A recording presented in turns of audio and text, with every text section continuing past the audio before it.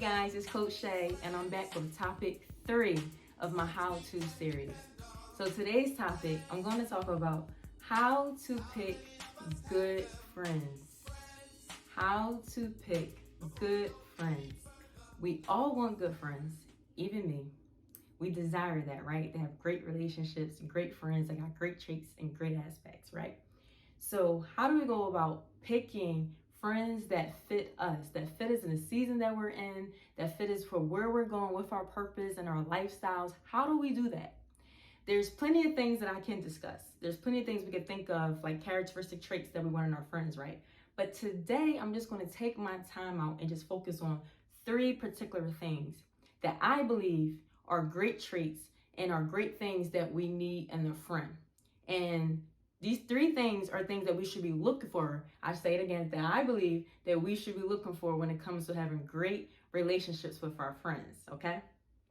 So 1, you want to have a friend who doesn't mind working on personal growth, that desire to work on their personal growth. I think that is a very key thing, because when you work on your personal growth, that means that you love yourself enough that you can pick out your flaws and you can pick, and you know the great things about you as well. But it's when we're able to sit and reflect and think about our weaknesses and things that we need to work on, things that we know we need to grow in, when we can do that ourselves, that shows a great characteristic of a person. That does. And when somebody is willing to work on themselves, that means that they are willing to be the best person that they can be for others as well. So not only are they working on themselves because they love themselves and they want to be a better person, but by them being a better person, it also means that they can be a better person for others as well. Because think about it, we're a big community. We're a community, okay? We got friendship community, family community, and what good will we be if we're not working on ourselves? That's a huge thing, guys, a huge thing to accept, a huge thing to work on. And I know it is not easy, it is hard. It is hard for us to tell ourselves when we're wrong, when we're doing wrong, and to take accountability, and we gotta own up to it. It is very hard. It's a very hard thing to do. But we are better people when we can do that. And when you surround yourself around those individuals who can do that, you're winning. You're on a winning team. So not only is it gonna be beneficial to you, it's gonna be beneficial to them as well. So personal growth is very important. Very. And like I said before, there's books on everything, and there's books out there for personal growth. Okay, I'll share some supplemental books that I have purchased and read and I thought were pretty helpful in my life. It may be helpful to you as well, it may be helpful to someone else, and I'll share those things to help you. And one book in particular that I purchased some time ago is The Shift by Pastor Keon Henderson. Some of you know him, some of you may not. But this shift, when it talks about moving from season to season, when you find yourself in different seasons and you're trying to figure out how to get through the season, navigate through them, you know, how to get delivered and how to forget about your past and overcome things in your past and things of such, this was a really good read. So that's one in particular that I can recommend. 2, you want a friend who can hold themselves accountable. Not only can they hold themselves accountable, they can hold you accountable. What greater a friendship if a friend can hold you accountable? You need a friend that's going to tell you when you're wrong. You need a friend that's going to tell you when you're right.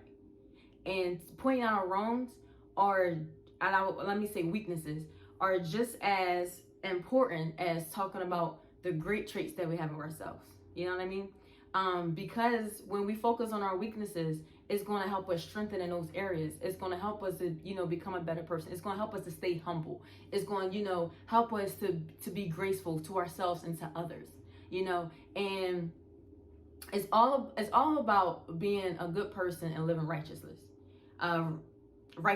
It's all about that. So no, we're not perfect, but we should strive to be better. Okay. So that is another great trait to have: accountability. When someone is accountable for their actions, they're willing to apologize. They're willing to recognize when they've done something wrong, and they can apologize for it. If someone loves you that much, they should be able to come to you and say, "I am sorry." Whether it was intentional or unintentional, but your friends should be able to come to you and say that they are sorry. and we can pick up the pieces to go from there. That shows growth. That is a working relationship. That friendship has time to grow, and we can work through some things when we can do that. Okay. Another great point would be fruitful conversations. You want friendships that can have fruitful conversations. And what do I mean by fruitful conversations?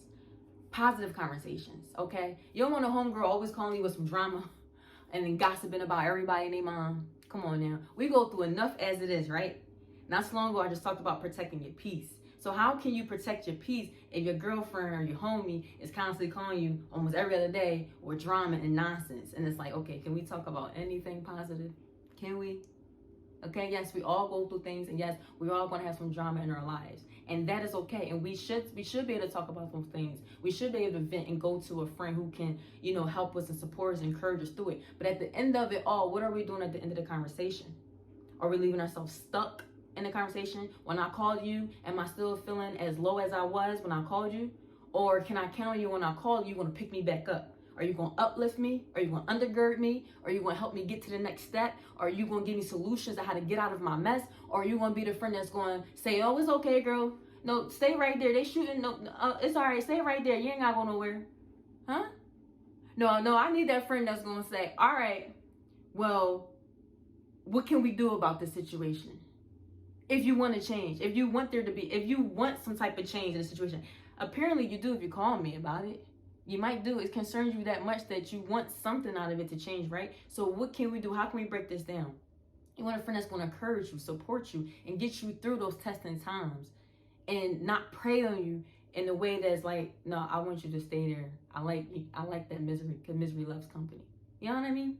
So fruitful conversation. Let's talk about businesses. Let's talk about how we're going to get to the next level. Let's talk about, today I just got an A in my class. Let's talk about those things that's going to uplift us and help us strive to the next stage in our life and get us there. Help me get to my purpose. Help me get to my dreams. I want to go back to school. I don't know how to do it. Okay, girl, let me help you. Let me research and look it up and do it with you. Strengthen me. Feed into my dreams. Those types of things, okay? We don't want to bombard each other too much with our burdens and things of such. At the end of the conversation, should be encouraging. It should be uplifting. And I should be helping you. You get me? So 3 things: a friend that's going to work on their personal growth, a friend that's going to hold themselves accountable outside of even holding you accountable, and a friend that can have fruitful conversations. Okay? So I'm going to leave you with 2 scriptures. 1 Corinthians 15, verse 33 says, bad company corrupts good morals. I believe you can understand that just for yourself. So if you're hanging around a group that's nothing but bad company, that company can influence you to either go one or 2 ways. It's going just for good or evil. So choose the circle that you want to be around. Then you have Proverbs 13:20. It says, walk with the wise and become wise, for a companion of fools suffers harm. If you surround yourself around wise people, you'll become more wise yourself. So you have more positive traits, be more positive yourself as well, right? But if you surround yourself around those, it says fools, so those who are just not good company, you can suffer harm. And you're going to find yourself in situations and circumstances that you don't like and you want to get out of and have no business being in. So at the end of the day, just get yourself around positive people, a good circle of people that's going to help bring you up and push you to move forward, versus bring you down and keep you going backwards, or leave you in the same spot that you are currently and you're not moving anywhere if you're trying to move forward. Okay? So I hope this helps you guys. I have talked about this a little bit months ago. And in my book, I have a chapter called Friends, and I share some, traits that it's great to have in a friend and what good friendships look like, and, what you want to look out for. And if you don't know what you want in a friendship, you should definitely write it down. Consult God about it. God will lead you. He will lead you. Okay. He will lead you to great friendships, and you go to him and ask him to show you what are good traits to have. He will definitely guide you and share information with you. So you have the Bible, you have supplemental reading. I shared the book earlier that I read that can help you get through some seasons. Also, when it comes to picking friends and relationships, I can't forget this book either by Dr. Darius Daniels. This is a great book. relational intelligence. And it tells you how to categorize people that are friends, categorize people who are acquaintances, categorize people who are mentors, categorize people, who are associates. It helps you with that, because sometimes we just misalign our relationships. We call people our friends when they're technically not our friends. They're really just acquaintances. Maybe because we had like a nice day out with them or had a great conversation with them, we thought they were good enough to be a friend, and it really wasn't. Okay. So spend some time thinking about what you want in a friend, and because that means a lot. And friends really do play a good role in our lives. They do, and we just want the nice type of friends in our lives. And here's my book, A Changed Mind. And in this book, like I said, I have a chapter called Friendships.